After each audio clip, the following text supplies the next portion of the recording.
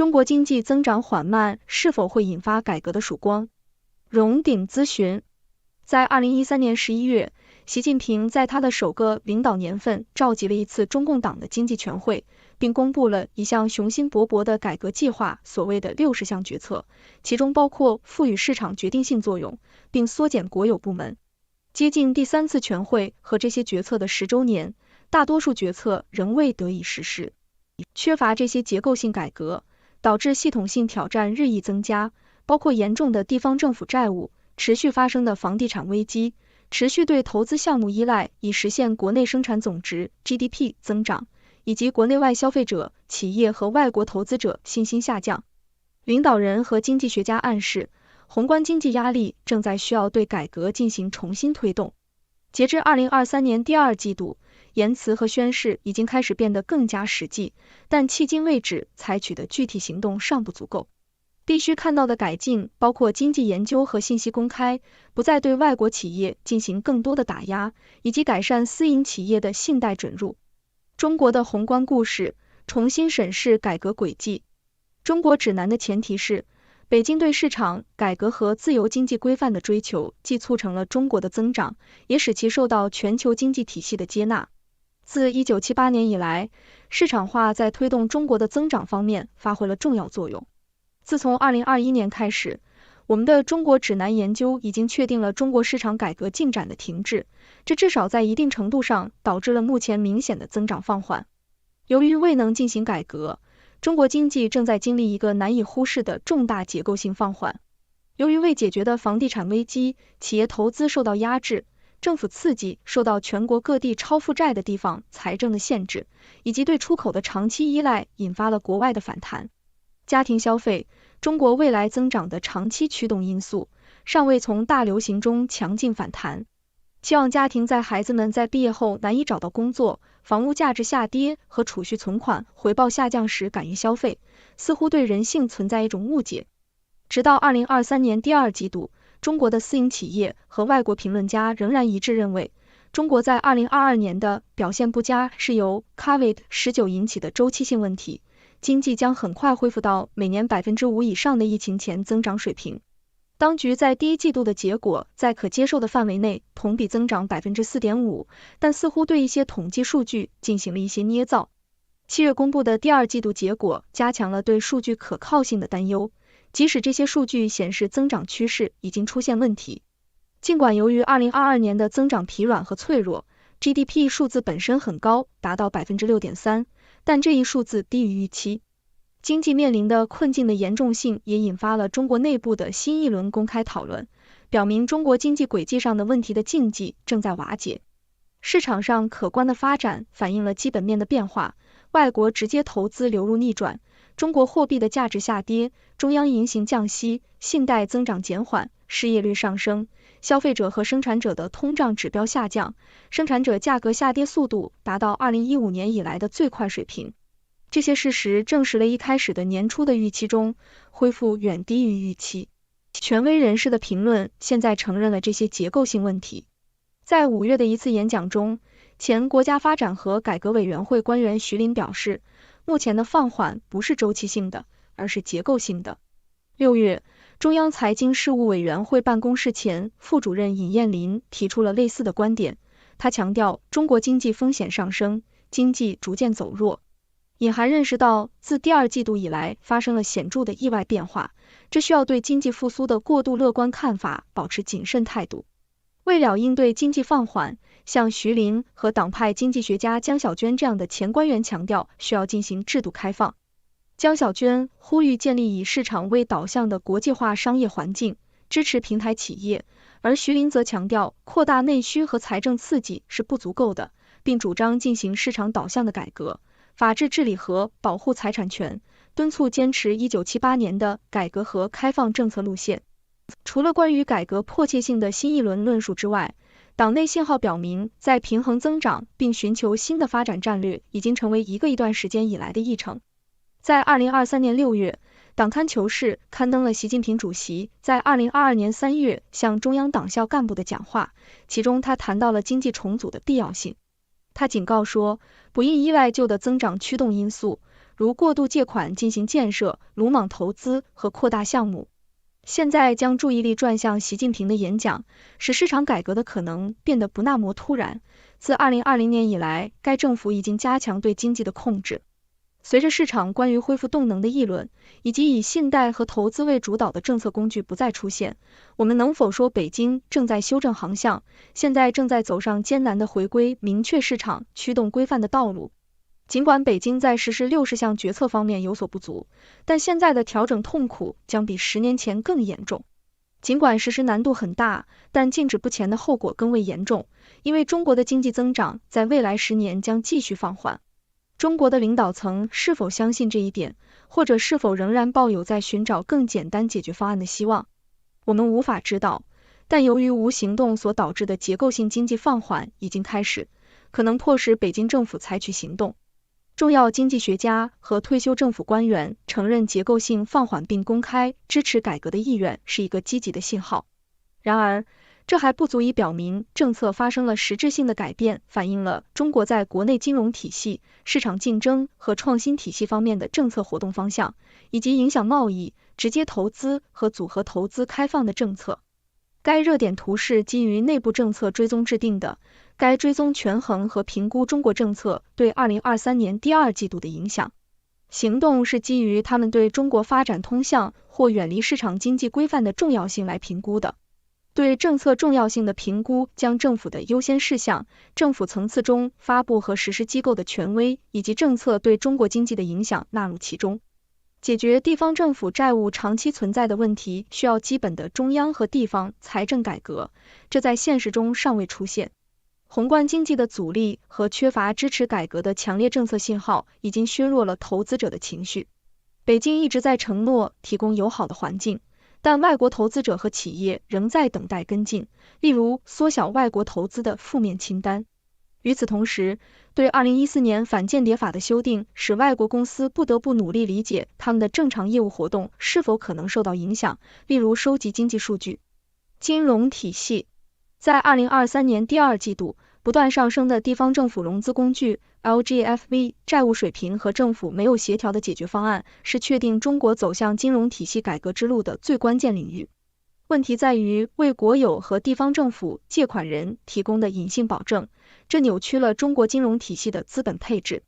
北京现在面临一个选择，将国有、地方政府和私营企业置于更平等的竞争地位，包括可能出现的违约，或者加强国有和地方政府企业的特殊地位。尽管地方债务是一个长期存在的问题，但随着近几个季度地方政府财政困境的上升，这一问题变得更加严重。仅约 20% 的 LGFV 有足够的现金储备来满足其短期债务和支付利息的需求。LGFV 在公开交易的公司债上违约的风险越来越大。各地方政府已经开始拉起警报，一些内蒙古呼和浩特和贵州贵阳的官员甚至公开宣布这些城市的债务水平不可持续。更多地方可能会提出帮助的请求。一个中央层面的应对 LGFV 债务的计划尚未推出。北京似乎没有采取协调一致的方法，尽管在7月的政治局会议上，中国的领导人承诺制定和实施一个综合计划来减少债务。与此同时，中国的国家养老金最近建议资产管理公司出售一些债券，以减少对某些 LGFV 的风险，而不是增加对陷入困境的地方的金融支持。第2季度，房地产部门的持续疲弱加剧了问题。地方政府土地出售收入在2023年6月同比下降了 13%， 在2023年5月下降更加剧烈。中国的地方政府负责大部分政府支出，但只保留了他们征收的税收的一小部分。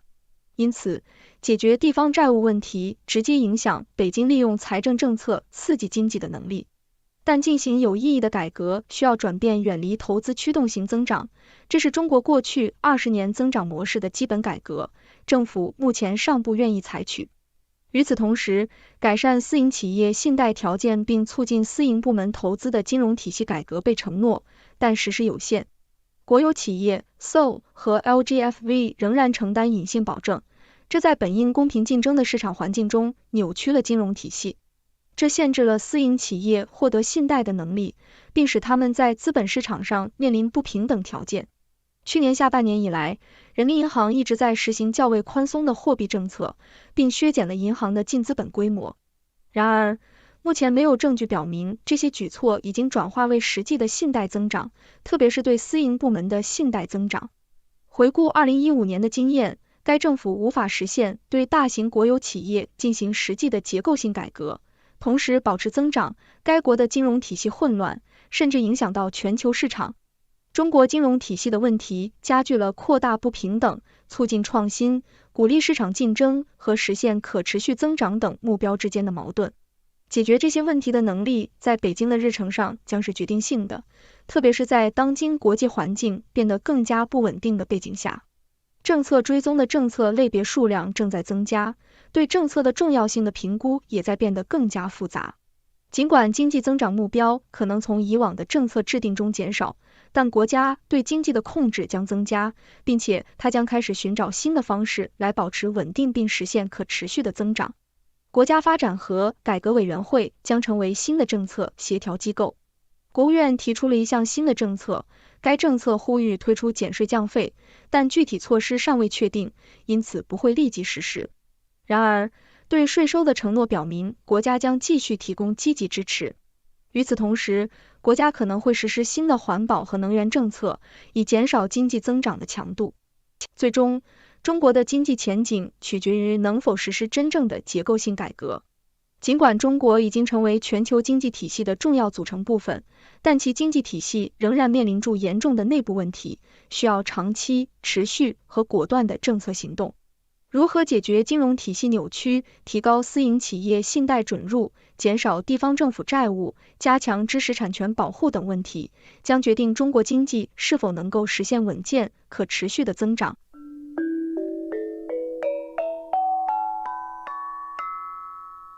Hello， 大家好，欢迎关注华尔街电视频道。这期的热点深度关注中国华北、东北地区的这场洪灾。那自7月29日以来，台风杜苏芮自中国福建省泉州晋江市沿海登陆，其残余的环流北上，先是造成了京津冀地区的超强降水，降雨量极值为 744.8 毫米，为北京地区有仪器测量记录140年以来排位第一的降雨量。那肆虐完北京及河北多地之后这个台风杜苏芮是继续北上，自8月1日开始，黑龙江的南部、吉林等地区是遭遇强降雨，这些地方的多地区日降雨量突破了历史极值。那据官方的公布7月统计，洪涝、台风等灾害已经造成全中国超过1600万人次受灾，147人死亡或失联，直接经济损失超过411亿元人民币。根据美国之音 CNN 在报道中指出随着与气候变化有关的极端异常天气对中国的农业和食品供应造成越来越大的威胁，中国东北地区十分严重的洪涝灾害引发粮食欠收、绝收，潜在威胁着中国14亿人口的粮食安全。中国东北3省黑龙江、吉林和辽宁地势平坦，土地肥沃，被视为是中国非常重要的粮仓，这里生产的粮食超过中国粮食产量的1/5。著名的粮食作物包括大豆、玉米和大米。根据 CNN 的报道，中国水利部在上周日发布了吉林和黑龙江防汛3级应急响应，距离最高的4级响应，应急响应也只差了1级。根据3联生活周刊的一篇报道，现在的强降雨，五常市这个黑龙江省的五常市的上游龙凤山水库、磨盘山水库从8月3日开始的几次泄洪，也造成了这个下游的村庄、农田、房屋被淹。这还赶上水稻的扬花期，有大片的稻田被淹。当地的村民已经开始计算水稻减产甚至绝收的影响。黑龙江省的这个五常市，可能屏幕前的各位听着也不陌生，这就是五常市是全中国水稻5强县之一，也是这次受灾严重的重点区域之一。水稻种植面积在这里占哈尔滨市的1/4，有水稻王国的称呼，以特级优质大米的出产地而闻名。那据黑龙江气象的信息，自8月2日凌晨起，黑龙江部的南部连续出现强降雨，五常市单日最大降雨量为 145.3 毫米，打破了当日降雨量 49.9 毫米的最高纪录。而整个东三省地区多地出现强降雨，五常、上至海陵、牡丹江、龙江等30个站点突破历史日降雨量的极值。那根据中国另一个官媒《人民日报》的报道，在黑龙江省的省会哈尔滨，有超过16.2万人被迫转移和撤离，而洪水还损毁了9万公顷的农作物。而新华社的报道则说，在上至是60年不遇的强降雨天气，是摧毁了超过42575公顷的庄稼。中国农业农村部在上星期就警告说，最近连续袭击中国的卡努和杜苏芮2个台风引发的持续强降雨天气和造成的水灾，有可能对中国的农业生产造成严重的影响。在中国东北此次因杜苏芮台风而遭受严重水灾之前，另一个中国重要的粮仓河南省在今年5月下旬也曾发生强降雨天气，这导致当地大面积种植的麦子严重受损。根据中国当地的媒体的报道，当时连绵不断的大雨正好发生在麦收季节，让当地的小麦生产遭遇10年来的最大损失。河南省的小麦产量占全国小麦产量的大约1/3。CNN 引述中国国家统计局的数据报道说，河南在2023年麦收季节遭遇的大雨，导致中国今年的夏粮产量减产0.9个百分点，这也是7年以来中国首次遭遇夏粮的减产。中央气象台官员上个月在一场记者会上还透露，今年6月份席卷中国北方的意在打破历史记录的高温酷暑天气导致的干旱，给刚刚播种的玉米和大豆等作物造成严重的伤害。CNN 的报道还说，中国农业在过去几个月中接连遭遇的重击，在短期内将影响中国的食品价格。CNN 还引述了习近平在今年3月于《求是》杂志社发表的一篇文章中的话说，农业一出问题，我们的饭碗就端在别人手中，我们将依靠别人吃饭，这样我们怎么实现现代化？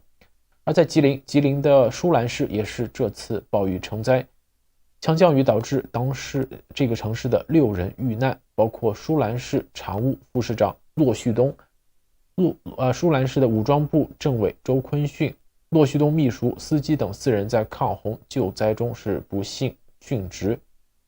根据吉林市发布的微信公众号在当地时间8月6日晚间发布的消息，舒兰市抗洪抢险指挥部称，此前赴舒兰市开原镇、金马镇抗洪抢险过程中遇险失联的骆旭东、舒兰市人民武装部政委周坤训、吉林市水利水电规划院高级工程师倪峰于8月6日分别被找到，已无生命体征，因公牺牲。舒兰市的抗洪抢险指挥部也说，舒兰市各个水库主要河流水位在周日开始回落，保持在安全运行的水平。那截止到8月6日的当晚10时，这一次的强降雨已经造成该市14人遇难，1人失联。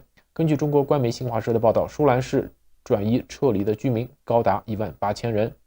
那么另据新华社媒体的报道，解放军北部战区陆军第78集团军某合成旅任务官兵是紧急出动了1000人，携带100余辆各类的通用车辆、工程装备和无人搜救装备，分批次前往舒兰市、开原镇、七里乡等地执行清淤和搜救的任务。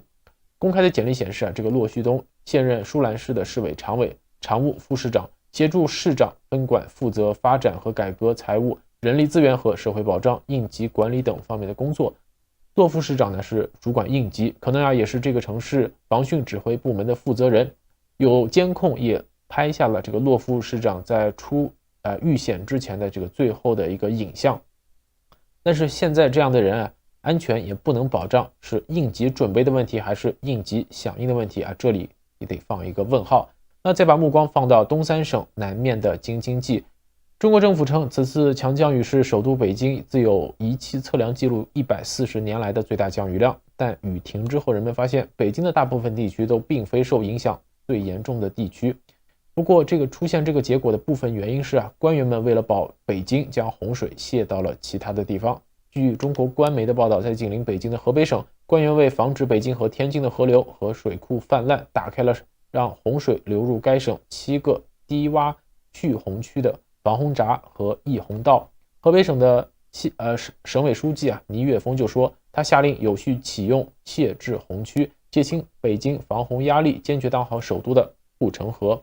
这种做法导致河北涿州的洪水泛滥进一步严重，该市已在艰难的应对附近河流决堤造成的河水漫出的问题，而涿州的街道和居民区又变成了被棕色泥水淹没的湖泊，水深高达6-7米，毁坏了房屋和各种各样的企业。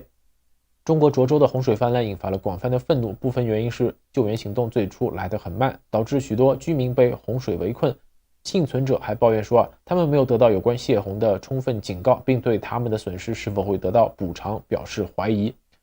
愤怒的情绪尤其是集中在河北省领导人身上，人们认为他们更关心的是讨好北京的国家领导人，而不是保护本省的数百万居民。在审查机构开始压制网上的相关讨论之前，这个省委书记倪岳峰的一句护城河说法很快成了一个浏览量迅速超过6000万次的话题标签。该说法似乎也反映了他对河北省居民遭受的损失漠不关心的态度。更不寻常的是，这个涿州市的受损非常严重，而涿州市委书记蔡伟华和市长李宪峰等主要官员一直保持失踪失联的状态，自始至终没有公开露面表态，甚至有人在社交平台上做了寻人启事的视频，要找到2位当地的官员。与此同时，8月5日，中国官媒包括人民日报、新华社、央视发出题为风雨同心，人民至上的长篇文章，高度赞扬习近平指挥北京防汛抗洪救灾。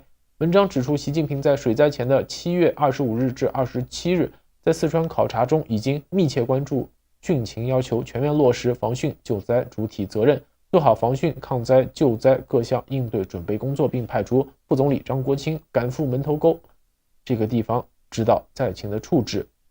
而没有领导现身视察，官方的媒体就少了很多宣传的材料。在8月3日，河北共青团在微博发了一条转自河北日报救灾一线的视频，说的是因连日的劳累一名小战士在吃饭时吃着就睡着了。视频在网络传开之后有细心的网友一看，这位小战士正是3年前人民日报发布的江苏无锡防汛救援的那位吃饭吃睡着的那位小战士。这个新闻在网络引起了一片哗然，这是一条乌龙新闻，而且乌龙的含金量达到了 24K。 后来到8月5日的晚间，作为河北共青团信息引用来源的河北日报发布了一条微博，疑似为上述的乌龙事件致歉，但是他也没有说是什么样的乌龙事件。再来说到，其实在这次水灾中受到影响要小得多的北京市，本来在灾难面前要扮演着救死扶伤角色的红十字会这样的组织，在这次的水灾中又再一次扮演了一个比较滑稽的角色。在7月底，台风杜苏芮带来了连续强降雨，北京西部的房山门头沟区水灾严重。为了救援这里的灾区，北京红十字会是通过易保公益平台在网上发起了一个叫做闻讯而动，驰援北京水灾受灾群众的线上捐赠项目，筹款的目标是600万元人民币。有人后来就浏览了一下捐款的明细，发现大家很多人捐的都是 0.01 元。留言更是有点阴阳怪气冷嘲热讽说什么捐个锤子捐个屁捐个球，永远忘不了郭美美给美美买个包，谨防电信诈骗，这样的留言也是比比皆是。后来可能是觉得这个事太丢面子了，为了反击嘲讽，红十字会是上调了这个能捐赠的最低额度，将 0.01 元上调到了1元人民币。但似乎是北京红十字会的宣传工作里破绽太多。有人发现北京红十字会发布了一篇报道，叫闻讯而动，北京市红十字系统积极参与防汛救援工作。有人说这个文章配图里有一双不沾泥的鞋，彻底暴露了摆拍的事实。一双鞋的这个细节也暴露了整场戏的方向。这种时候红十字会又要做何解释呢？当我拍视频的时候，北京市红十字会这张出淤泥而不染的照片还在这个他们自己的微信公众号上，有兴趣关注的可以自己搜一搜这个公众号，看看这篇文章以及相应的配图。好了，以上就是今天热点深度的所有内容，更多资讯可以关注六度简报网，网址是6度brief.com， 在上面各位可以订阅各类符合您喜好的简报新闻，有免费套餐，也有更加专业的付费套餐供大家选择。今天的视频就到这里，我们下个视频再见。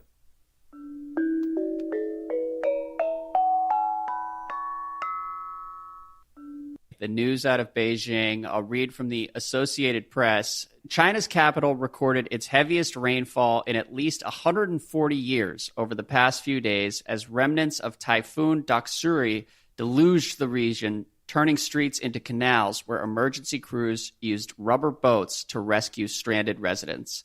The city recorded 744.8 millimeters of rain, which is 29.3 inches, between Saturday and Wednesday morning.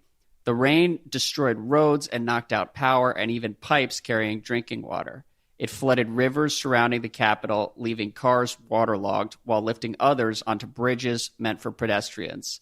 The number of confirmed deaths from the torrential rains around Beijing rose to 21 on Wednesday after the body of a rescuer was recovered. At least 26 people remain missing from the rains. Among the hardest areas hit is Zhuozhou, a small city in Hebei province that borders Beijing's southwest. On Tuesday night, police there issued a plea on social media for lights to assist with rescue work. So, Bill, the reason I read all those details is because I'm trying to give people an idea of how shocking the photos and videos are. Just the details of what actually happened in and around Beijing the past week or so are pretty staggering. What else should we know about what's going on this week? Yeah, it was an absolutely astounding amount of rain that fell. I think in some places, at least in Hebei province, some places might have gotten over a meter. And this is, some of the videos coming out from Zhuozhou and Hebei, where in places the water is like 3 to 4 meters deep, so 10, 12, 13 feet deep. And it's already one of the things that happens in all these kinds of disasters in the PRC is very quickly the information gets limited. There's physical damage to infrastructure. So some places lost mobile signals, lost internet access. There are also places where there are already reports coming in that, for example, limiting sort of what you can post from certain areas based on sort of your IP, like your geolocating you so that stuff isn't getting out. Okay. And so, there's a playbook for how they handle it. There's the ongoing rescue. We're never going to know the exact amount of damage or how many people died. I think as of this morning, it was 20-something people.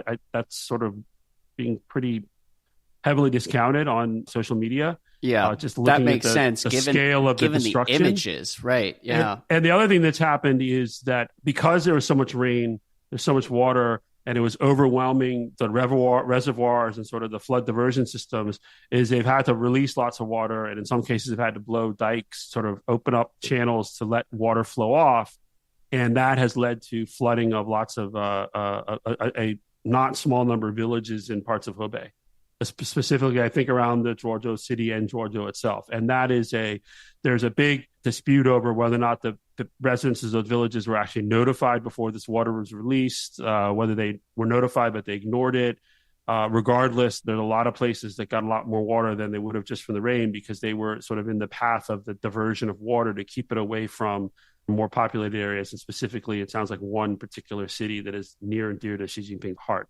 Interesting. Yeah. You sent me a Bloomberg story on Thursday outlining some mounting backlash among flood victims. And Bloomberg writes, residents of areas hit hard by recent flooding in northern China have taken aim at a key Communist Party official, saying he sacrificed their safety to protect Xi Jinping's flagship projects. A hashtag playing off a comment by Ni Yufeng, the Communist Party boss of Hebei province, had more than 80 million views on Thursday. Many people expressed anger at Ni because he called for cities in the province bordering Beijing to resolutely play a good role of moat for the capital. So I can understand why that would inspire outrage. What did you think of that story? It's true in the sense that, we saw it in COVID too. It was always this concept of all Beijing, protect the capital, protect Beijing. And so all sorts of policies happen to make sure that the really bad stuff doesn't get to Beijing. And so there's no question that is how officials, especially, Beijing is actually surrounded by Hebei province. And there's no question that is always a role for Hebei, is to make sure that it can help protect the capital. In this case, given sort of the water flows, it looks like it's more about diverting water from the newer airport in Beijing and Daxing Airport, which is the southern side of southern part of Beijing. Mm-hmm. But more importantly is Xi's sort of signature new city that he has overseen the building of, called Xiong'an, which is south of Beijing, which is, this incredibly ambitious creation of a whole new city in a place that no one thought a whole new city should be there except for Xi Jinping and some of the planners. Why is that? Is it just a remote location?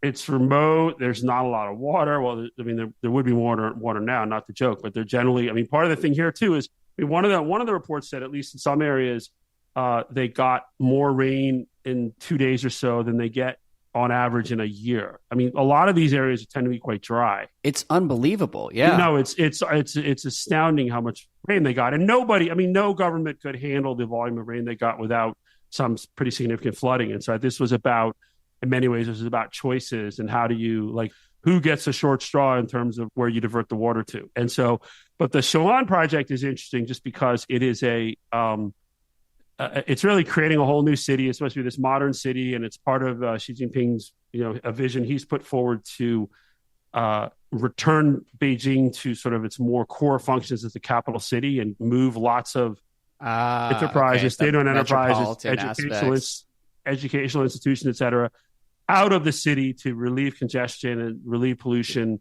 And so they built this new city, and it is very modern. They've added like high-speed rail from Beijing, good roads. It's a short commute. Nobody wants to go, right? And so even I think, I forget the exact date. I think it might have been in May, or it might have been the April Politburo meeting. They talked specifically about Xi'an, and basically the message was, y'all got to go, right? So because all sorts of state-owned enterprises, other government bodies, I mean, no one wants to leave Beijing, because back to the earlier discussion about sort of the mentality of protect Beijing, Beijing has the best resources for everything. Beijing has the best schools. It has the best hospitals. Yeah, this does take me back to COVID. Yeah.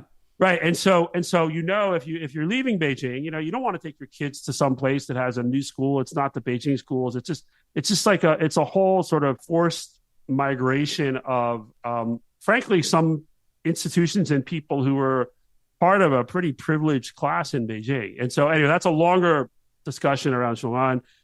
But so one of the bits of anger that is bubbling up is on Chinese social media is just this idea that, these people like in Zhuozhou, these poor people who are being inundated, one of the reasons was to protect this Xi'an city, which is basically empty because it's Xi's pet project.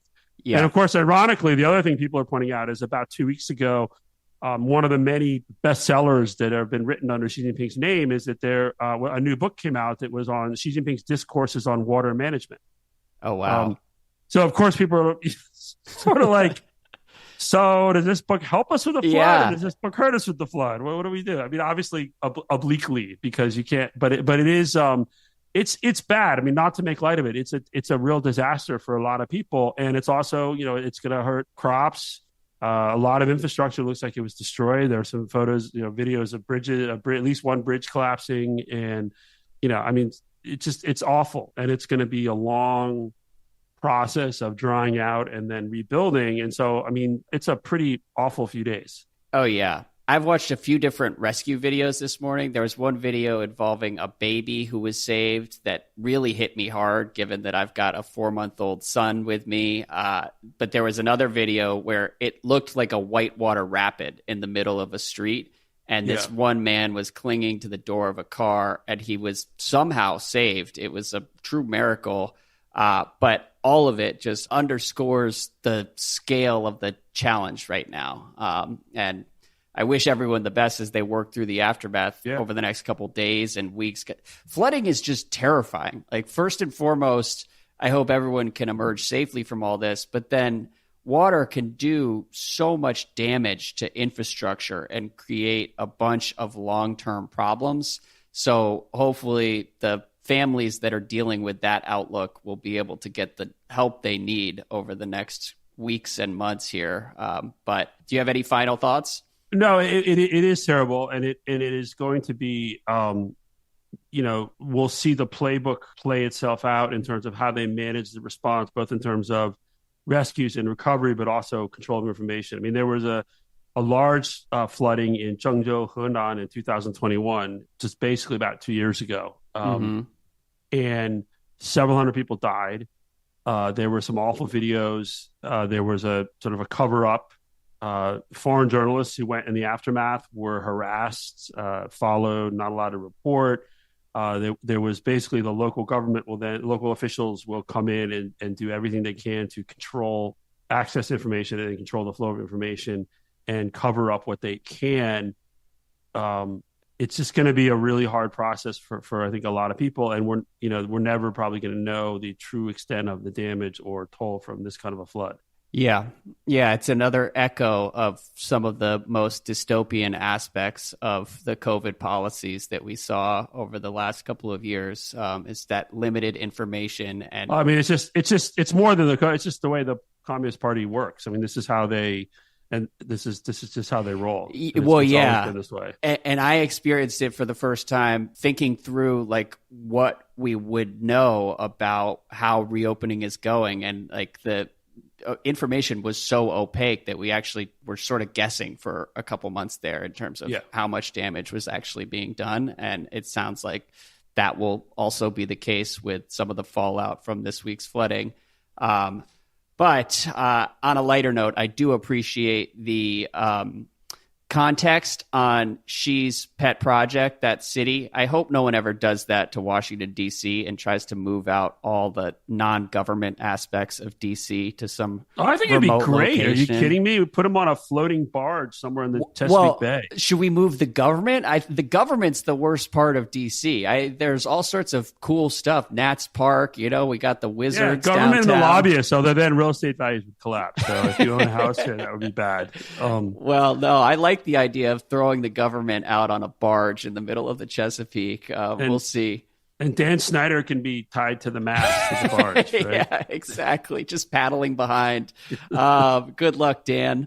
All right. So the other big story in China this week was a shakeup at the PLA. I'll read from your Cynicism newsletter on Monday. Just weeks after the foreign minister disappeared and the day before the PLA's birthday, Xi appointed new leadership for the PLA Rocket Force, the group whose remit includes the PLA's nuclear weapons. The purge of the Rocket Force leadership comes amid reports that several members of the previous leadership are under investigation and the death of the deputy commander earlier in July. There has been no announcement as to what is going on, only that there is a new commander and a new political commissar. South China Morning Post reported the proximate cause is corruption. The Financial Times cites two senior foreign government officials saying that the former leaders are under investigation for, quote, leaking military information.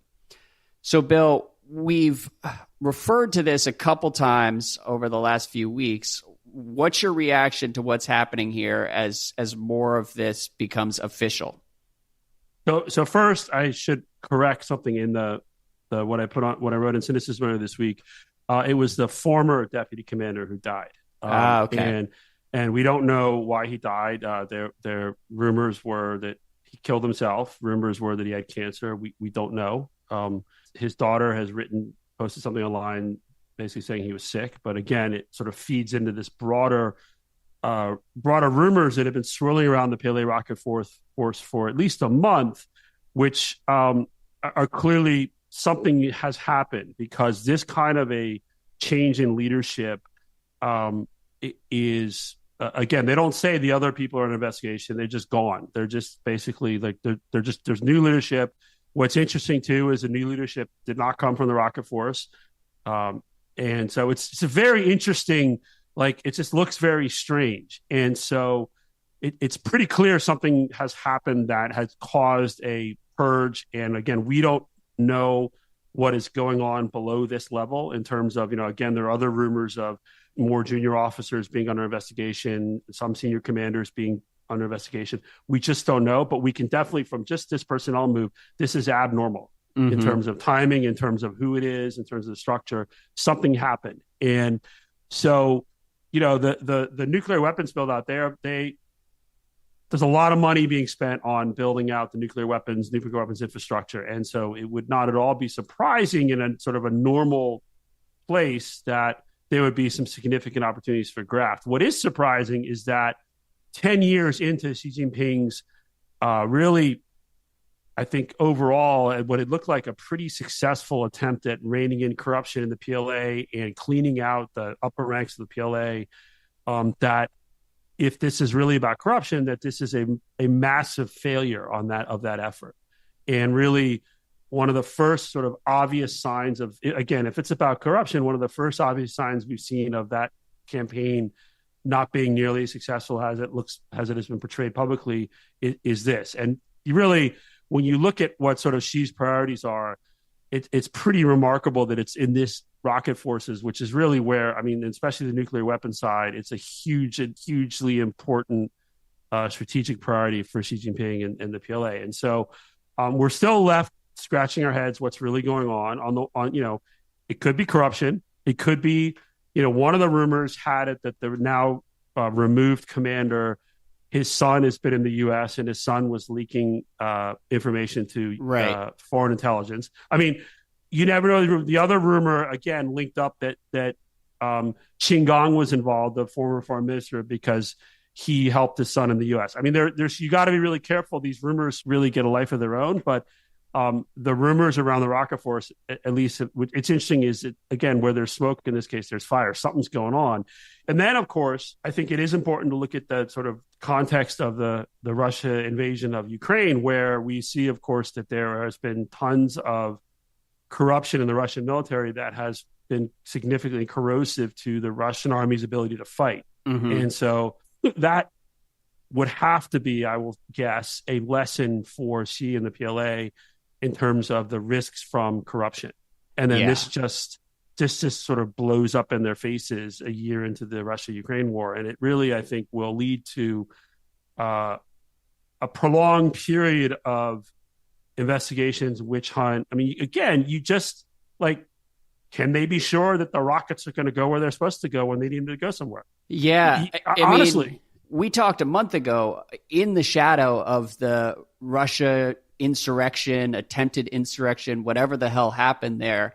We talked about the corruption 10 years ago under Xi, where people were spending money to ascend the ranks and then trying to make back their investment by abusing that power in different ways. And if that's how people are getting promoted within the military, then yeah, it shouldn't be surprising whatsoever that military readiness and or effectiveness is not great. And so I wonder whether this is a case of Xi not actually fixing all those problems, or Xi fixing those problems, and then this is sort of a newer brand of corruption that they might be dealing with. So my guess is it's more the latter, where a lot of the problems have been fixed, but it is, I mean, look at the U.S. Navy had the crazy Fat Leonard scandal. Corruption is human nature. Yeah. And, the U.S. Navy some of those people sold out for like hookers and a nice dinner. I know, honestly, I mean, people don't necessarily need a lot of money to be bribed to be corrupted.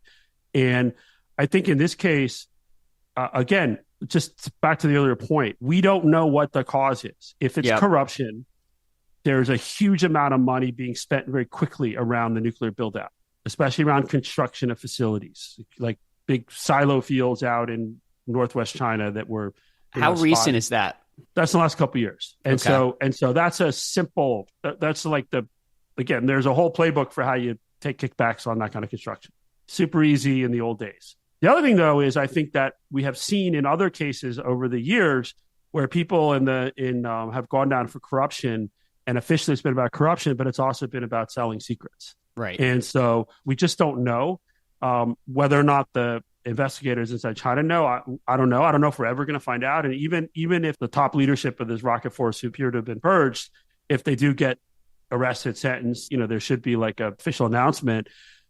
The reasons given may not be the real reasons, right? It'll be of course, even if foreign espionage is involved, they're going to say corruption. They're not going to say, most likely, it's unlikely they'll say, we were riddled with foreign spies who now have all of our nuclear secrets. Right. Not saying that's what happened. So, but it is, I think, from the perspective of what's been going on, it's a very much, Xi Jinping comes out of the 20th Party Congress.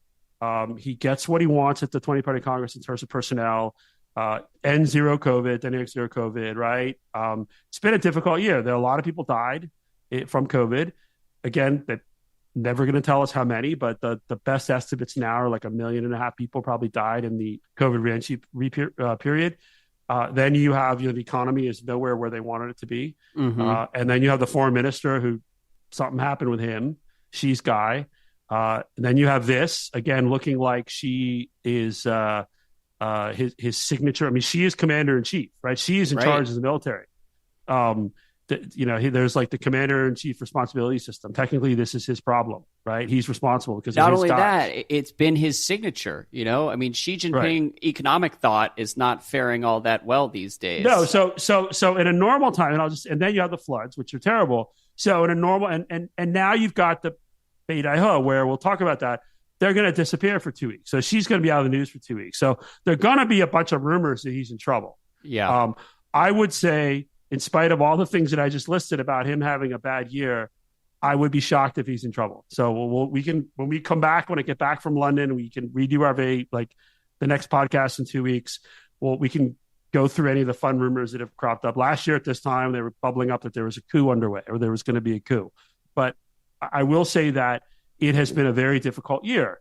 And so I think to your earlier question, what does that mean? I think this will probably lead to not a realization like, but sort of a revelation like, I've been too tough. We should sort of loosen up and open up. And, it's going to be more of like, we got to harden even more. We have to be even more paranoid. We have to, do more to root out sort of the potential spies and people who don't support us in the system.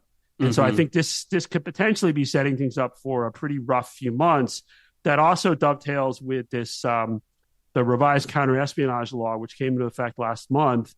And then I think on Monday or Tuesday, the Ministry of State Security launched its own WeChat with its first post, which was about basically of the entire society needs to mobilize. It was a pretty chilling welcome to Weibo. Yeah. And it's too long to read, but in the August 1st cynicism, listeners have probably read it, or at least I guess this podcast is for everybody, not just paying customers. I translated the whole release on it, and I mean it is chilling, and I think it's just a broader sense of a hardening of the system, a paranoia. There are spies everywhere that, again, I think will run counter to the sort of the messaging that's coming out of, say, the economic technocrats about we're open for business, everything's back to normal, blah, blah, blah. Right. And so I think it's setting things up for an even tenser or more difficult next few months. Yeah. Well, I mean, sometimes Xi Jinping reminds me of the drill meme. Keep yelling at me. You're only going to make my opinions worse. And, as things get tough over there, it's only going to get more dystopian. The first line of the WeChat post from the MSS was, counter-espionage requires the mobilization of the entire society. Yeah, that's the headline. Yeah, that's the basically title. Encouraging people to spy on their neighbors. And we'll put a link in the show notes. I just unlocked that post. Oh, so great. People, if they want, can go read the full first public WeChat from the Ministry of State Security. There's also a link to a reporting platform where you can be an informant and you can go in and report on other people. And interestingly, the MSS site has it. You can toggle into English, and it has a whole form where there's like a box for informants to put in their information, and then then inform on people. And so, things like this historically have not played out particularly well. We in the U.S., of course, have see something, say something. This is a little bit different, I think. Yeah, it's chilling, and people should be aware of the full extent of how grim things have gotten now. And that post is just another example. And also, it's easy to get lost in the day-to-day news on Sharp China here. But when I step back and listen to you read out all the different calamities that the PRC has been dealing with over the last 6 or 7 months, that's pretty staggering in its own right. It's a really hard country to run in the best of times, and this is a really tough period. I think it would be hard for any leader to deal with it. The only thing I'll say too on the paranoia, we were talking about the MSS WeChat and this sort of the counter-espionage law. Back to the PLA stuff, that you also have to go back to the Qinggang stuff, because again, one of the rumors, we don't know, but one of the rumors is somehow connected to foreign espionage. And so what I think matters is what inside the system, the security services, the disciplined investigators, what they think is going on. If they believe there's a foreign espionage nexus, even if there's not, that's going to lead to, I think, a lot of sort of reverberations inside the system as part of a sort of an even more heightened sense of paranoia. Well, okay, so my final question before we move to a couple U.S.-China items. Did we ever really find out what was going on with some of the generals who were purged at the beginning of Xi's reign? Because there were a number of big tigers caged when Xi took over. So how much detail did we get in terms of what they did wrong? Just as an indication of whether we'll ever learn what happened here. We got a lot of reporting on how corrupt they were, a lot of reporting and how they sort of corrupted the system because they were taking bribes and their subordinates were taking bribes for promotion. So they were effectively, you couldn't be confident the PLA could fight. You couldn't be confident that some of the weapon systems actually would work. Okay. Part of that, too, was they weren't Xi's guys, right? They were promoted by other leaders. So it was all sort of wound up in real corruption had to be dealt with, plus power consolidation. This now, it does not, there's no reason to think this is about power consolidation. Right. Right? Because given what, she's on his third term, we're out of the 20th Party Congress, this is really more about corruption and or something else. And I think, the corruption, again, it's very possible it is just corruption because the sums of money are staggering. And it's just not that hard to siphon off a few tens of millions of dollars, especially if you got a kid overseas. Yep. I mean, it was quite common, people's kids overseas and, all sorts of stuff got paid for: college education, houses, cars. I mean, U.S. companies used to do that. So-and-so bureaucrat's kid would be, my son's in, going to NYU or wherever. All of a sudden, son would have a car. Some large company would take care of it. Yeah. It was sort of the way you do business. And it's untraceable, or was back then. Well, it's not now, much to the chagrin of a couple PLA leaders. Perhaps. Who knows what the hell is happening, actually. Yeah. But a few quick U.S.-China updates here. One note, I don't know whether you had any follow-up thoughts on the Intel lobbying conversation we had last week, but I will highlight for everyone that we discussed that story on Sharp Tech as well this week, and Ben gave a good 360-degree view of what's going on there from Intel's perspective. We can link that episode in the show notes and people can check it out. It released this morning. So, Bill, I'm sure you haven't had a chance to listen to it. No, so what did he say? What was like the high-level summary? Well, so the high-level summary is we had a fascinating discussion of China's push into the legacy chip market and the trailing-edge chip market and some of the concerns that's inspiring around the world.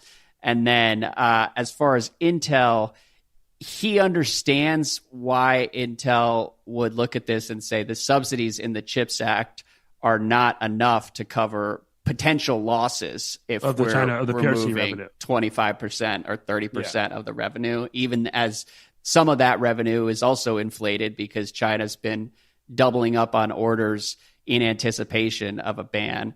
And at the same time, he did say that he finds some of the public comments pretty distasteful. So again, there's a lot of nuance to this particular story. And I will say we have a wonderful group of Sharp China listeners, including some senior executives in the semiconductor industry. And I heard from one, had a long conversation after our podcast release last week, who called to assure me that there was no such sort of campaign as had been rumored. We talked about this, sort of the rumor that was going around DC about some efforts to change the narrative.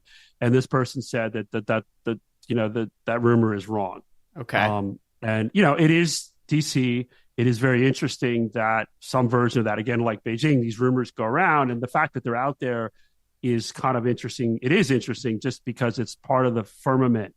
And so, but they assured me that none of that's happening. And I think that I will say also, though, I think what's clear from that meeting a couple weeks ago or whenever it was that the chip companies had with senior officials from the Biden administration is that the October 7 controls are not going to be rolled back.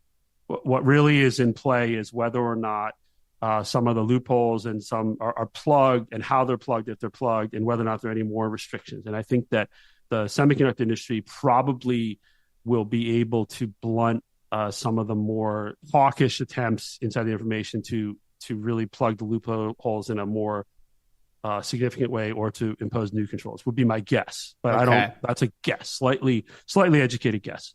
Well, it should be interesting to watch, and if the rumors that some of the chip companies are pushing for removal of certain national security people or think tankers, if those rumors are unfounded, that's great. I think regardless, the tension between the self-interest of American firms and potential interests of the American government that's going to remain relevant for years to come. And it highlights why decoupling is so difficult and or impossible in certain contexts. And one thing I'll say is the PRC behavior matters, is because I've learned that, the October 7 chip controls, which I think were surprised most of us in their scope and severity, were the reason they were able to be pushed through was because of the PRC reaction to the Pelosi visit. Mm-hmm. And that there was such a, from the perspective here in other capitals, there was such a sense that the PRC was really overreacting, and there was so much, oh my God, maybe this could become a real crisis, and maybe they're really serious about invading Taiwan at some point. That was a very much an enabling of the more hawkish folks to say, hey, we've got a package, and it blunted any efforts to lobby it down or whittle it down, because nobody wanted to stand up and basically, in the face of what the PRC was doing over Taiwan, they just didn't have the juice to push back. Yeah. Well, and I also think all of it was happening in the shadow of Russia invading Ukraine and the whole world being semi-caught off guard by Putin actually having the audacity to do that. And I think that opened a lot of eyes in Washington. That did. And then specifically the Pelosi visit and the reaction. And so, and barring something that the PRC would do in the next few weeks or months, I think that momentum has shifted so that there really is going to be harder to do. And I could very well be wrong, but I will just guess that it's going to be harder to do something even more sort of onerous on the semiconductor industry in the near future. I mean, you've seen that a bit, I think, with the long rumored investment screening mechanism, which has effectively been lobbied into near meaninglessness. Mm-hmm. From all reports. We may find out. The latest report is it might come out this week or next week. So maybe, it's every month or so there's a report that's about to come out. So maybe this will be the month. There you go. Well, maybe you'll jinx it into existence. You'll get sick every time you go on vacation. Maybe there's big news as you hit vacation here. And speaking of tech intrigue, there was also this story. We don't have to go very far into it today. I'll read from the lead of the New York Times this past weekend. The Biden administration is hunting for malicious computer code it believes China has hidden deep inside the networks controlling power grids, communication systems, and water supplies that feed military bases in the United States and around the world, according to American military, intelligence, and national security officials. The discovery of the malware has raised fears that Chinese hackers, probably working for the People's Liberation Army, have inserted code designed to disrupt U.S. military operations in the event of a conflict, including if Beijing moves against Taiwan in the coming years. The malware, one congressional official said, was essentially a ticking time bomb that could give China the power to interrupt or slow American military deployments or resupply operations by cutting off power, water, and communications to U.S. military bases. But its impact could be far broader because, according to U.S. officials, that same infrastructure often supplies the houses and businesses of ordinary Americans. And it goes into more depth about some of the concerns that government officials have regarding this malware. I'm not sure what to make of that story. I'm not sure whether you've had any conversations in the wake of its publication, but it's obviously pretty unsettling, and I just want to put a marker down, and I imagine we'll be revisiting it. It is. I think a couple of things. One, it sounds like that was part of this Microsoft vulnerability that was exploited. I think it would speak to the need for more secure systems. One. Two, nowhere in the article did they bring up the question or the possibility whether or not the U.S. has done that to Chinese systems. Yep. And not that makes what the Chinese allegedly have done better, But I think it's important to have that perspective that I would be surprised if the U.S. hasn't done something similar. And frankly, probably they would consider them negligent if they both see each other as adversaries. Interesting. Yeah. Isn't this what you do? Look at Ukraine. I mean, again, this is another thing from what bits have dribbled out publicly from the Russia-Ukraine war is sort of all, the attempts by the Russians to do stuff to Ukrainian systems, the way the Ukrainians have fought back in the cyber realm, with a lot of help from the U.S. Again, I think that the U.S. I'd be pretty surprised if the U.S. doesn't at least have the same capability or hasn't actually done something similar in China. That's a guess. I have no idea. Totally. Well, that's my regular guy assumption as well. As a non-NatSec, expert, I am under the assumption that everyone is hacking everyone at all times. So we should be concerned about this, but this is not just like oh my God, China bad. This is like, the U.S. better secure its systems better, because in Microsoft, if they're if they're where the exploit was, they better improve their systems, because this is just going to keep happening. Right. If it's not China, it would be Iran, or it would be North Korea, it would be Russia. I mean, a long list of countries. Yeah, well, and speaking of Microsoft security, I believe this was downstream from the malware that was discovered on bases in Guam, but there was also the email hack of Commerce Secretary Gina Raimondo. And so that's our next item. Gina Raimondo is planning to visit China in late August, according to people familiar with the matter, part of the Biden administration's effort to reduce tensions between the world's two largest economies. That was from Bloomberg this week.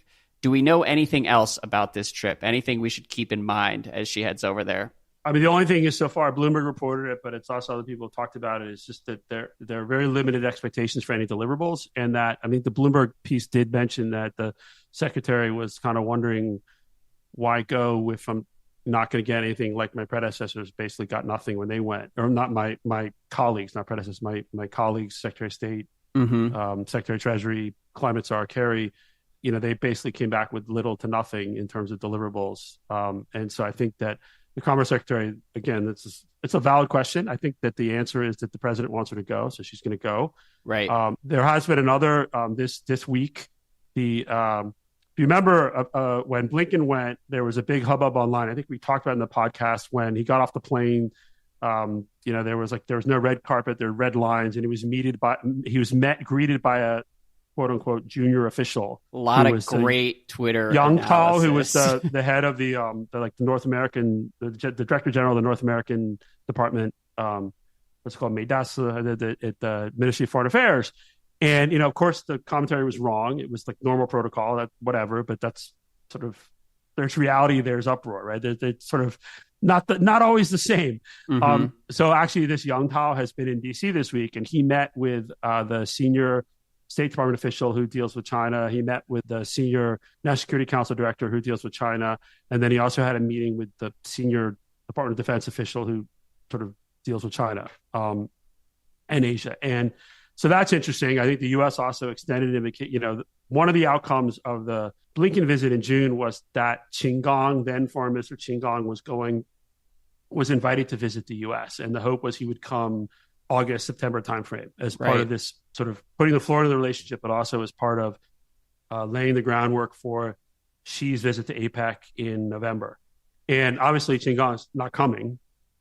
So will we get a Wang Yi? Wang Yi, who former foreign minister, now again foreign minister, the U.S. issued an invitation, according to the State Department press officer, at this visit from Yang Tao this week. So we don't know any of the details, but the U.S., it looks like that sort of foreign minister visit from the PRC is likely back on in the next, I would guess, 6 to 8 weeks. Okay. So there may be a reciprocal visit after a procession to Beijing. I did ask someone at the State Department if they'd offered diapers or baby formula to send back to the former foreign minister.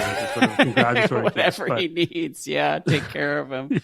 Because you never know, right? Where we don't know. Sorry, I shouldn't make that joke. But I mean, again, rumors. We don't know if that child is Qin Gang's, but that certainly is. Bill, even people who, dad. well, let me just say though, even people who when the Qin Gang really he was removed, there were people I talked to who were very well dialed in and have very good sources who insisted that it was a health reason, nothing's going on. In the last few days, they've all been like, yeah, I think the kid's real. Something's up, right? Something's going on. So I'm more confident now that whatever's going on in Qingdong, part of it does involve this young boy and his mother. Interesting. But again, we don't know for sure, but I think I'd be willing to put a little more money on it than I would have a week ago. But sorry, as a new dad, do you need some baby formula and diapers too? We can always use more diapers. That's an easy win. So hopefully someone over at State is listening here and can send those home with Wang Yi or whomever else chooses to visit. I should have,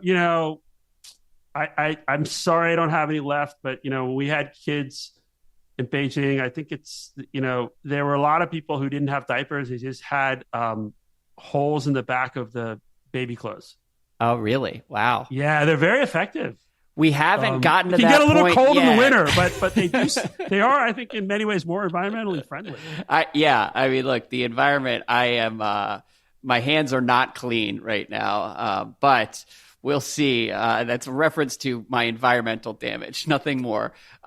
Manu says, Andrew Bill, longtime listener of Sharp China and Sharp Tech. Here is a headline I noticed in The Atlantic the past week. China doesn't want to compete. It wants to win.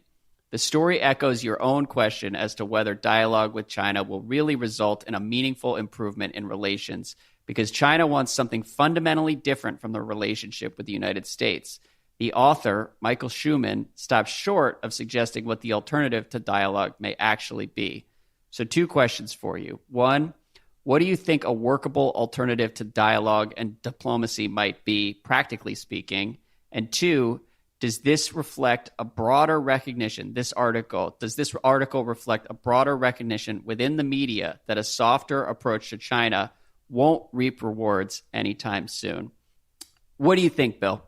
So for 2, I don't think it does. For 1, I think there really is no good alternative to dialogue and diplomacy. That said, dialogue and diplomacy alone don't work. So I think what you're seeing from the Biden administration and from what people are suggesting is diplomacy is not just with China, it's with all sorts of other countries in the region and around the world to sort of weave together sort of a multi-layered approach to dealing with issues around China. And I also think that it's very important that ultimately the U.S. has confidence that if it sees itself in a real competition with China, that the way to win is to be better in the U.S.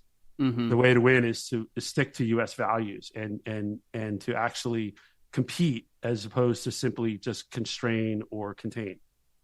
So in terms of alternatives to dialogue, if we did not play ball, as China is, withholding meetings until X, Y, or Z happens, are there consequences to that decision? Because I think that would be, practically speaking, obviously nobody wants to go to war, either like a Cold War or a hot war. But the intermediate option would be to say, we're not going to indulge this ransom type approach to just basic engagement at the diplomatic level.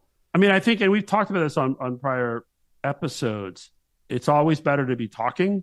The question is, what price do you pay for those talks? And so if you defer or stop doing things that make sense from your interest to get a talk, to get a meeting, that's a mistake. If you say, we'll keep talking, but we're going to keep doing what we think makes sense because we're unhappy with XYZ or our allies are unhappy with XYZ, that's fine. And there are different ways to engage. Engagement just to engage and basically saying, okay, we're going to not do a bunch of things so that you'll let so-and-so go visit Beijing.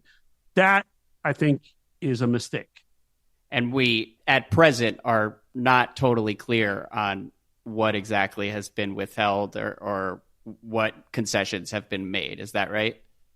We're not clear on what, if any, concessions have been made. That I think is a fair statement. Okay. And then again, mixed signals. The U.S. really wants cooperation with China on fentanyl. The U.S., I think Blinken, in the run up to the Blinken visit, I think there was hope on the U.S. side that the Chinese would agree to some sort of a working group around fentanyl again. And then the Department of Justice went and issued some indictments, and I think there were some sanctions. And so I think that there are different parts of this government have different views. And so that certainly the DOJ wasn't waiting around for a working group. They were just going to do what they wanted to do or needed to do. And so, but I think, again, it's just the broader lesson is we're not going back to where things were. And I think that increasingly is most people get that. There are some folks who are still sort of pushing to sort of go back to the old days of engagement, but they're fewer and further between now, and they're just not really taking that seriously anymore. Yeah, well, and to his second question, does this article reflect a broader recognition that a soft approach to China won't reap any rewards? Well, the question within the media, I mean, I think in the folks who spend more time sort of looking at China, I think it does recognize a broader recognition that there is that the ways of the past didn't really work. Yeah, the media is unclear.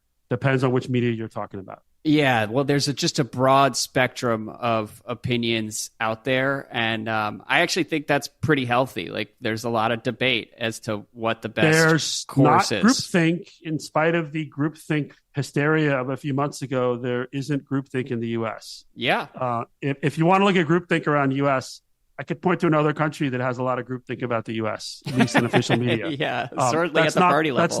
That's not the case here, as much as I think people found it to be comforting or thought. I mean, the fact that people could argue that there's groupthink means that there's not groupthink.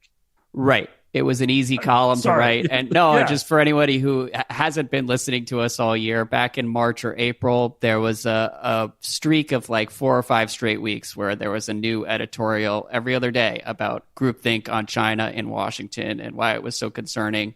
But to your point, all of that those drove me nuts because I'm in DC. I talked to lots of people. I had no idea. I mean, I didn't see it. I mean, I saw emerging sort of clustering of views around certain things, but they were not coerced. And there were plenty of people I talked to who were, I mean, again, it was an exaggerated, caricatured case that fit really well in parts of the media ecosystem. Right. Sort of pushed, it was where people wanted to be anyway. And so it worked, and it was pushed by sort of, influential people, and that's fine. As we've talked about people on the podcast, the U.S.-China relationship, if they can't figure out some way to not go to war, it's a disaster for everybody. And I think that is what's happened over the last, year, especially, was people were getting very concerned that things were just spiraling out of control. Mm-hmm. And I think that was a valid thing to be worried about.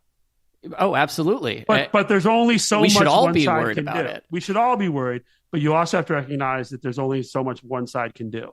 Right. Right? It takes two to tango, as some people would say. Yeah, and as a newcomer to this world, one of the things that's been interesting to me is that I think there's sort of a myopia that takes hold where it's all about the U.S. and how we're dictating the terms of engagement for the relationship. But also, there was this note that the U.S. wants Japan and South Korea to agree that each nation has a duty to consult the others in the event of an attack. And Washington is pushing for a historic joint statement at Camp David this month. That sort of thing would not be possible if people in South Korea and Japan weren't equally concerned by what has changed in China over the last 10 years or so. And that's the type of thing that people in Washington writing op-eds can sometimes overlook as they sort of chart the course of this whole conversation. Well, and also you get the PRC media critique is, they're lapdogs or they're being coerced by the U.S. It's sort of completely denying these countries agency over why they would actually be concerned with the PRC and the developments, especially under Xi Jinping. I mean, Japan and South Korea. I mean, South Korea was a Japanese colony for how long? There were some horrible atrocities committed by Japanese soldiers in South Korea, comfort women. I mean, go long list. You could do a whole podcast on not just an episode on the Japan-South Korea relationship. And so the relationship has been, they're both U.S. allies. It's recently had some, I think the comfort women issue was a big sticking point. It really was, from the U.S. perspective, it was bad that these two countries were not talking the way they should be. Mm-hmm. From the PRC perspective, that's a good thing, right? That the more fractured the sort of parts of the U.S. alliance structure are, the better it is for the PRC. both those countries have reasons to want good relationship with China in terms of geographical proximity, economic relationships. North Korea, both have reasons to be very concerned. North Korea, economic over-reliance, as well as sort of the Japanese have a territorial dispute with the PRC over what the Japanese call the Senkaku Islands, the Chinese call the Diaoyutai Islands. And of course, there's the Japan-Chinese history and Japan's invasion. I mean, there's a whole bunch of reasons that the Japanese are, on the one hand, need the China market. On the other hand, are really worried about a rising, powerful, increasingly assertive, or what they consider maybe aggressive PRC. Right. So they're just, from the U.S. perspective, getting these two countries to be more willing to work together, as part of the U.S. alliance structure is, again, back to our discussion of sort of the diplomacy around China. It's not just U.S. to PRC diplomacy, it's U.S. to allies diplomacy about China. This would be, I think, a victory for the Biden administration if they can get, as what's described in that Financial Times article, if they can make that happen. Right. And that's something that it appears the Biden State Department has done a really good job of over the last 2 or 3 years. State Department, maybe the National Security Council. But again, a lot of this wouldn't be happening but for, I think, the way the elites in those countries who have to think about the rise of China Xi Jinping. And that's what bugs me. Right. It's a lot of this is not driven by the U.S. It's driven by Xi Jinping and what he's trying to do for China. And that's what bugs me about the discourse in D.C. and American media sometimes, is it's sort of this blinkered outlook where all these other countries who have similar concerns don't matter, and there are certain things happening on the ground in China that are not invented by hawks or whoever else. But we will continue to monitor the healthy debate that we have in the United States of America here. I want to close out, though, Bill. We talked earlier about going on hiatus for the next 2 weeks. What are the北戴河meetings that party officials will be taking over the next 2 weeks? Is it basically just a holiday, or what exactly does it entail? So北戴河is a seaside resort town, I think now with high-speed rail, a couple hours from Beijing. I went long time ago. It's very nice. It was a 3.5 hour train ride back then. And it was a seaside resort where Mao Zedong used to go spend weeks during the summer around this time.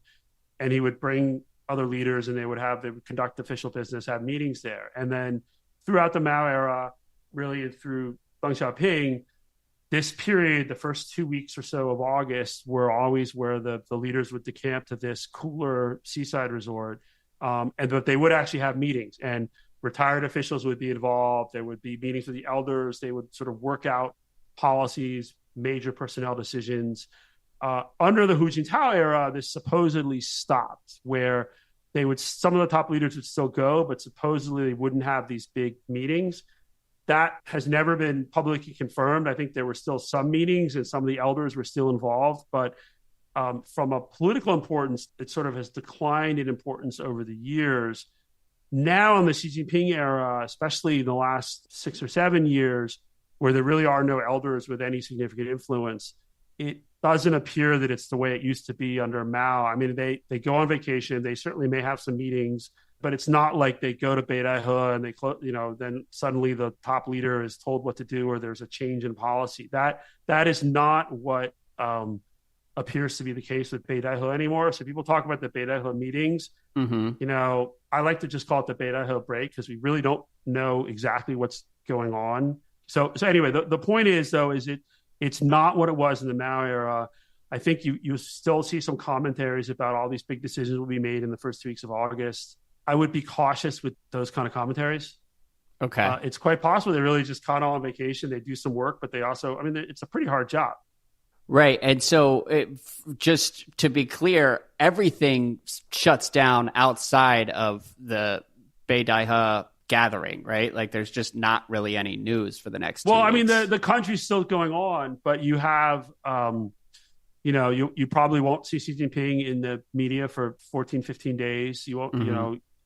Historically, the sort of official, they don't announce it, but the official start is when one of the Politburo members meets with a group of experts who've been invited to spend their holiday in北戴河. Like they get the golden ticket for their 10-day whatever vacation and their families to go to北戴河. And so today, Cai Qi, who's on the standing committee and is basically like Xi's chief of staff, he met with 50 something of these experts, and they took a picture, and then that's the signal that then Beidaihe started. Okay. And so it's still very old school, where you just sort of goes dark. But obviously, stock market's still open. There's other things happening, but generally, you're not going to have a lot of the high level diplomatic engagements. I mean, one of the things though is there are a couple of big meetings that the leadership is relatively late in holding. One is this National Financial Work Conference, which usually happens every 5 years, and hasn't happened in over 6 years. And that's a very important conference to set the agenda for work in the financial sector.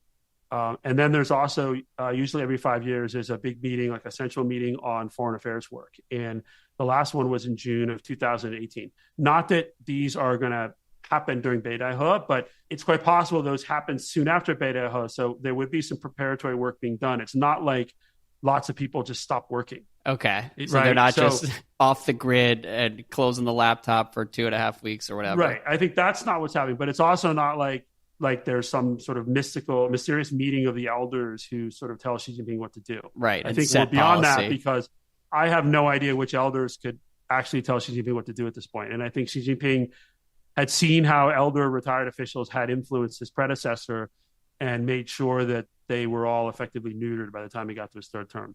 Yeah, well, that's an important PSA as the information slows to a trickle over the next couple of weeks. And if rumors start to proliferate about Xi being in trouble, one of the themes of the Sharp China podcast is almost never believe